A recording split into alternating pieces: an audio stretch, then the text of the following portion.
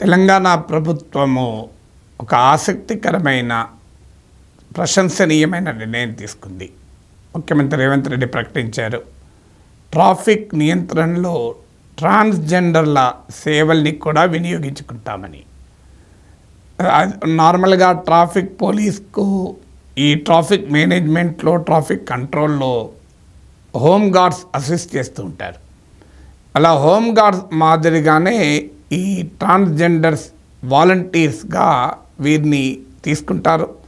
వారికి కూడా monthly remuneration కూడా హోమ్ గార్డులకు ఉన్నట్లే ట్రాన్స్జెండర్ వాలంటీర్స్ కూడా మంత్లీ రెమ్యూనరేషన్ ఇస్తారు.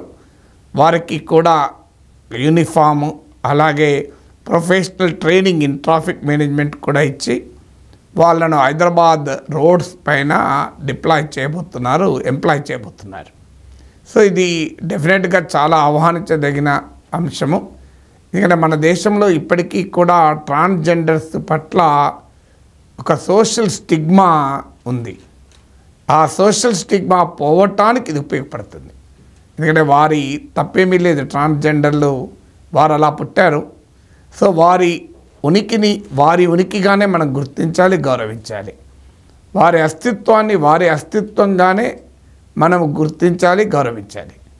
ఎందుకంటే వారి ఎగ్జిస్టెన్స్ను కూడా మనం అప్రిషియేట్ చేయగలగాలి.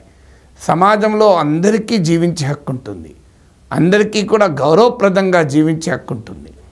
అన్ఫార్చునేట్లీ మన సమాజంలో అనేక కమ్యూనిటీస్ పట్ల మనకు బలమైనటువంటి హేయ భావాలు, వివక్ష వేళ్ళూనుకున్నటువంటి సమాజం మనది. ఇప్పటికీ కూడా కొన్ని కులాల పట్ల వివక్ష ఉంటుంది. ఇలాంటి వివక్షలకు అతీతమైన సమాజాన్ని మనము నిర్మించుకోవాలి. అందువల్ల తెలంగాణ ప్రభుత్వం తీసుకుంటున్న ఈ చర్య నాకు తెలిసినంతవరకు దేశంలోనే కాదు ప్రపంచంలో కూడా తొలి ప్రయత్నం అంటున్నారు. అందుకు ముఖ్యమంత్రి రేవంత్ రెడ్డి అభినందించాలి. ఎందుకంటే దీనివల్ల అనేక ప్రయోజనాలు. ఒకటి, ట్రాన్స్జెండర్కు ఒక సెల్ఫ్ రెస్పెక్ట్, ఆత్మగౌరవంతో జీవించే అవకాశం ఉంటుంది. ట్రాన్స్జెండర్లో అన్ఎంప్లాయ్మెంట్ చాలా ఎక్కువ. సో వారిలో ఉన్న కెపబిలిటీస్ని వెలికి తీసి వాళ్ళను కూడా ప్రొడక్టివ్ సొసైటీలో, ప్రొడక్టివ్ ఎకానమీలో ఇంటగ్రేట్ చేసేటువంటి ఒక ఇంక్లూజివ్ మెషర్, సమ్మిళిత చర్య. రెండు, ఒకసారి విజిబుల్ ఎంప్లాయ్మెంట్లో ఈ మార్జినలైజ్ కమ్యూనిటీ, ట్రాన్స్జెండర్ కమ్యూనిటీ ఉన్నప్పుడు సోషల్ స్టిగ్మా ఉన్న కమ్యూనిటీని విజిబుల్ ఎంప్లాయ్మెంట్లో ఇన్వాల్వ్ చేసినప్పుడు ఏమవుతుందంటే ఇతర రంగాల్లో కూడా ఉపాధి కల్పించడంలో, వారిని ఉద్యోగాల్లో పెట్టుకోవడంలో ఉండేటువంటి ఆ వివక్ష భావన, సోషల్ స్టిగ్మా కాస్త పోతుంది. ఎందుకంటే ఈ visibility makes a world of difference. So మనకు రొటీన్ అయిపోతుంది. అంతదాకా ఎబ్బెట్టుగా భావించిన వారు కూడా వారు మానసికంగా అర్థం చేసుకోగలుగుతారు, అప్రిషియేట్ చేయగలుగుతారు. వీళ్ళకి కూడా మనలాంటి మానవులే, వారికి కూడా మనలాగనే మనసు ఉంది.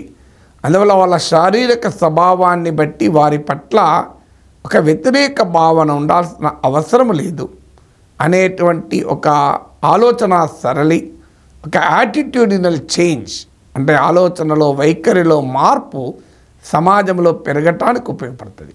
అందువల్ల వారికి సరైన ఎంప్లాయ్మెంటు లభించటానికి ఈ ఇనిషియేటివ్ కాస్త క్యాటలిస్ట్, ఉత్ప్రేరకంగా పనిచేస్తుంది.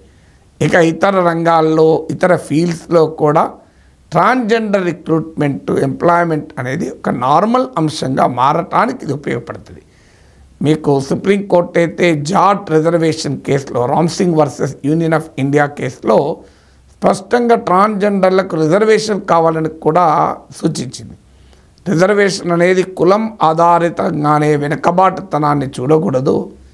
కులం ఒకటే కాదు, కులం maybe the convenient starting point. కానీ ట్రాన్స్జెండర్స్ లాంటి వారు ఏ కులమైనా కానీ తీవ్రమైన వివక్ష గురవుతున్నారు. మరి వారి పట్ల కూడా రిజర్వేషన్ విధానం ఆలోచించాలని supreme court Ramsingh versus union of India కేసులో తీర్పు చెప్పింది.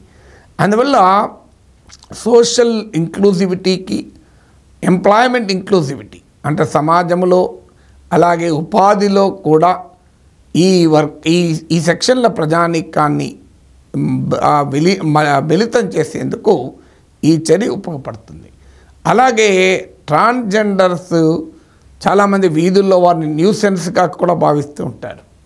వారికి ఉన్న సామాజిక ఆర్థిక స్థితిగతుల్ని అర్థం చేసుకోలేక సమాజంలో ఆ రకమైన భావన ఉంటుంది. కానీ వారిని ఎప్పుడైతే ప్రొడక్టివ్ యాక్టివిటీస్కు ఇన్వాల్వ్ చేస్తావో సో అప్పుడు సమాజంలో వారి పట్ల ఉండేటువంటి భావన కూడా మారటానికి ఉపయోగపడుతుంది. ఇక ట్రాన్స్జెండర్స్ పట్ల ఈ రకమైన ఇనిషియేటివ్ ఉండడం వల్ల ఇతర మార్జినలైజ్ కమ్యూనిటీస్ పట్ల సామాజికంగా మాత్రమే కాదు, ఇతర రకాలుగా ఉన్న మార్జినలైజ్ కమ్యూనిటీస్ సాధికారికతకు ఇది దోహదం చేస్తుంది. హైదరాబాద్కున్న కాస్మోపాలిటన్ ఇమేజ్ను కూడా పెంచుతుంది. హైదరాబాద్ నాకు ఇప్పటికి గుర్తు, నేను ఒకరోజు మీడియా వార్తల్లో చదివాను, నాగా విద్యార్థులు యూనివర్సిటీ ఆఫ్ హైదరాబాద్లో చాలా ఎక్కువ మంది ఉన్నారని. నాకు ఆశ్చర్యం వేసింది. నేను యూనివర్సిటీ ఆఫ్ హైదరాబాద్లో ఒక సెమినార్కి వెళ్తే ఎంక్వైరీ చేశాను. నిజమది. ఆ రోజుల్లో ఇప్పుడు ఎంతమంది ఉన్నా నాకు తెలియదు, కానీ ఆ రోజుల్లోనే 140 స్టూడెంట్స్ ఉండే, నార్త్ ఈస్టర్న్ స్టూడెంట్స్, ముఖ్యంగా నాగా విద్యార్థులు, నాగా ఫ్యాకల్టీ మెంబర్ కూడా ఉండే. నేను వాళ్ళని అడిగాను, మీరు హైదరాబాద్లో ఉన్న సెంట్రల్ యూనివర్సిటీ ఎందుకు ఎంచుకున్నారు? దేశంలో ఇతర ప్రాంతాలు ఢిల్లీ, ముంబై లాంటి మెట్రోస్ కూడా ఉన్నాయి కంటే వాళ్ళు చెప్పింది హైదరాబాద్ చాలా inclusive, Hyderabad is very cosmopolitan, హైదరాబాద్లో ఉన్న కల్చరు ఎవరినైనా ఇందులో అసిమిలేట్ చేసుకుంటుంది, తనలో కలుపుకుంటుంది, హైదరాబాద్ సమాజానికి ఆ లక్షణం ఉంది అని చెప్పారు. ఎందుకంటే మేము ఢిల్లీలో, ముంబైలో చదువుతున్న మా వాళ్ళు చెప్తూ ఉంటారు, అక్కడ రకరకాల వివక్షను అనుభవిస్తారు. నార్త్ ఈస్టర్న్ వాళ్ళ పట్ల వాళ్ళు మన దేశస్తులు, మన దేశ పౌరులు, కానీ వారి పట్ల మనం దేశంలోనే వివక్ష చూపుతుంటాం.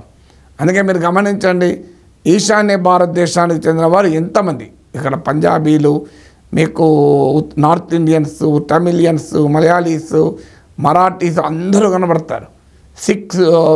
సిక్స్ అందరూ. కానీ నార్త్ ఈస్ట్ వాళ్ళు చాలా అరుదుగా కనబడతారు. మణిపూర్ వాళ్ళు, మేఘాలయ వాళ్ళు, అరుణాచల్ ప్రదేశ్ వాళ్ళు. అంటే వాళ్ళ మొబిలిటీ కూడా తక్కువ ఉండవచ్చు, కానీ యాక్సెప్టబిలిటీ వాస్తవంగా నార్త్ ఈస్టర్న్ వారికి లాంగ్వేజ్ స్కిల్స్ కూడా బాగుంటాయి, ఇంగ్లీష్ లాంగ్వేజ్ స్కిల్స్ కూడా.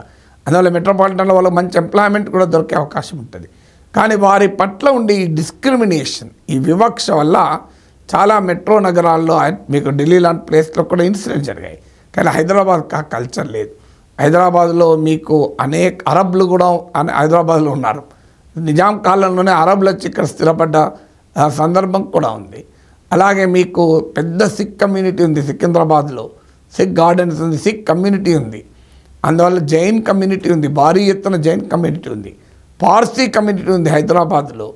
ఇలా అనేక మంది జైన్స్, పార్సీస్, సిఖ్స్, మీకు అరబ్ డిసెండెంట్స్ అంటే అరబ్ సంతతికి చెందిన వారు, నార్త్ ఇండియన్స్, సౌత్ ఇండియన్స్, ఇలా ఎలాంటి తేడా లేదు.